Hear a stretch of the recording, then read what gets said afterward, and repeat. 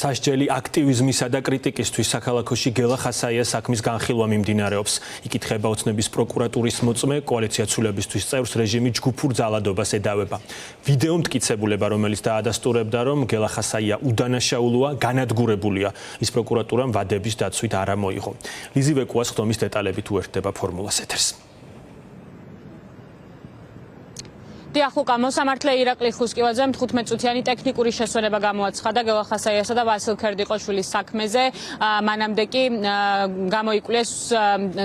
გამოიკვლეს წერილობითი მტკიცებულებები, ახლაც გრძელდება წერილობითი მტკიცებულებების გამოკვლევა და ვიდრე წერილობითი მტკიცებულებებს გამოიკვლებდნენ აღნიშნულ საქმეზე დაიკითხა ორი მოწმე, აქედან ერთ-ერთი იყო გამომძიებელი ვლადიმერ წერეთელი, რომელიც პროცესის დაწყებისთანავე ამტკიცებდა, რომ მან გამოკითხა ბრალდებული გელა ხასაია ამ სისხლის სამართლის საქმეზე, თუმცა პროცესის ბოლოს მოწმის დაკითხვის ბოლოს გელა ხასაიამ სიტყვის უფლებით ისარგებლა სასამართლოს წინაშე და მან თქვა, რომ ამ მოწმე პოლიციელს ის საერთოდ არ გამოუკითხავს და მეტიც გელა ხასაიამ გაიხსენა, რომ ეს პირი იმ დღეს არ ახორციელებდა მის მიმართ არაადამიანურ მოპყრობას. მაყურებელს შევახსენებ, რომ გელა ხასაია დაკავების დღიდანვე და მას შემდეგ, რაც ის მოსამართლემ გაუშვა აღკვეთი ღონისძიების სახით პატიმრობაში, ამტკიცებს და ამბობს, რომ ის ხუდადოვის ქუჩაზე საცხოვრებელ სახლთან იმყოფებოდა, რა დროსაც 5-მდე პოლიციელი დახვდა მას სახლთან და ძალის გამოყენებით გადაიყვანა პოლიციის განყოფილებაში, რა დროსაც არაადამიანურ მოპყრობას ჰქონდა მის მიმართ ადგილი, ის გააშიშვრეს რამდენჯერმე პოლიციის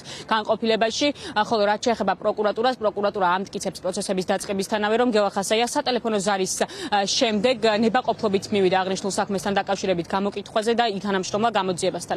ამ ყველაფერთან დაკავშირებით უფლებადამცველმაც დაუსვა კითხვები ვლადიმერ წერეთელს, იმ გამომძიებელს, რომელიც ამტკიცებდა, რომ გელა ხასაია ჰყავს აღნიშნულ საქმესთან დაკავშირებით გამოკითხული, თუმცა აღმოჩნდა საბოლოო ჯამში, რომ ეს პირი არ ფიგურირებს გელა ხასაიას საქმესთან დაკავშირებით. ახლა შეგიძლიათ, რომ მოისმინოთ გელა ხასაიას სიტყვა სასამართლო დარბაზიდან.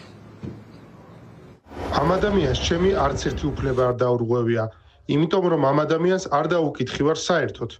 ადამიანს შეიძლება ორი ახალგაზრდა ერთმანეთში აერიოს, მაგრამ 25-50 წლის ადამიანი უნდა გაარჩიოთ. შედარებით მარტივი გასარჩევი. ამიტომ ვინც მე მკითხავდა თქვენზე 20 წლით უფროსი იყო. თქვენ გეცინებათ, რომ პირველ სხდომაზე ისეთი ტყუილი თქვით, რომ ვაპირებ სამართლებრივ ბრძოლას. თბილისის საქალაქო სასამართლოში გელა ხასაიასა და ვასილ ქერდიყოშვილის სისხლის სამართლის საქმის განხილვა 4 საათზე დაიწყო და სასამართლოსთან შეიკრიბნენ გელა ხასაიას კოალიციაცულების წევრის თანამებრძოლები, თანაგუნდელები, რომლებიც აღნიშნავენ ჩვენთან საუბრისას, არაერთხელ აღნიშნეს უკვე და ახლაც იგივე პოზიცია აქვთ, რომ გელა ხასაია ისჯება მხოლოდ და მხოლოდ პოლიტიკური აქტიურობისთვის და რეალურად ეს საქმე არის აბსურდული და რეჟიმს მხოლოდ და მხოლოდ გელა ხასაიას გაჩუმება სჭირდებოდა, სწორედ ამიტომ ის გაუშვეს პენიტენციურ დაწესებულებაში.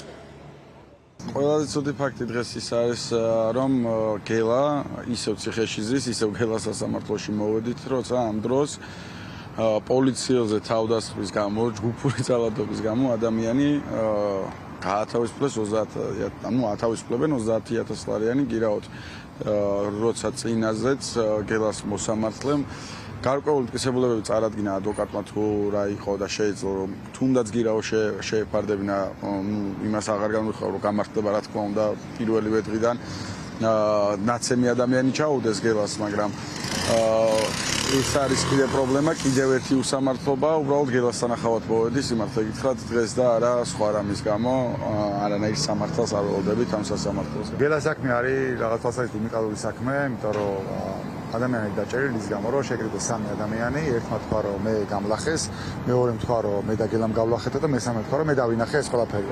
მეტი არ არსებობს, არანაირი ვიდეო მტკიცებულება მიიღოთ, კამერები არის, არაფერი არ არსებობს, არანაირი მტკიცებულება, 3 ადამიანი, რომლებიც არც ერთი ციხეში არ ხვდება, ყველას უშვებენ, მათ შორის საპროცესო გაუკეთეს იმერცაც, ისიც გარეთ გამოდის და გელას სამეთ ციხეში. ამ ხრივ არის უნიკალური, ამით უბრალოდ რეჟიმი ეუბნება ნებისმიერ ადამიანს, რომ ნებისმიერ შეგვიძლია დაგიჭიროთ და გელას ჰქონდა კონკრეტული შემთხვევა, რომ თვეების განმავლობაში აფრთხილებდნენ, რომ თუ არ გაჩვენებთ, თუ არ გაჩერდები სისხლზე გაგიშოთ და ნუ რასაც აკეთებენ არის ეს, რომ ხა სისხლზე უშვებთ. სრულიად უცნობი პირის მისთვის სრულიად უცნობი პირის რამაზ ჩადუნელისთვის ჯგუფურ ძალადობას ედავებიან კიდევ ერთ ბრალდებულ პირთან ვასილ ქერდიყოშვილთან ერთად. მაყურებელს შევახსენებ, რომ გელა ხასაია 30 სექტემბერს დააკავეს ხუდადოვის ქუჩაზე მის საცხოვრებელ სახლთან და ძალის დამტკიცების შემთხვევაში 4-დან 6 წლამდე თავისუფლების აღკვეთა ემუქრება. რაც შეეხება მეორე ბრალდებულს ვასილ ქერდიყოშვილს, ვასილ ქერდიყოშვილი აღიარებს ბრალს და ამბობს, რომ მას ნამდვილად ჰქონდა კამათი რამაზ ჩადუნელთან და ადგილი ჰქონდა ჯგუფურ ძალადობას მისი მხრიდან, თუმცა ასევე აღსანიშნავია ისიც, რომ ვასილ ქერდიკოშვილი აპირებს საპროცესო შეთანხმების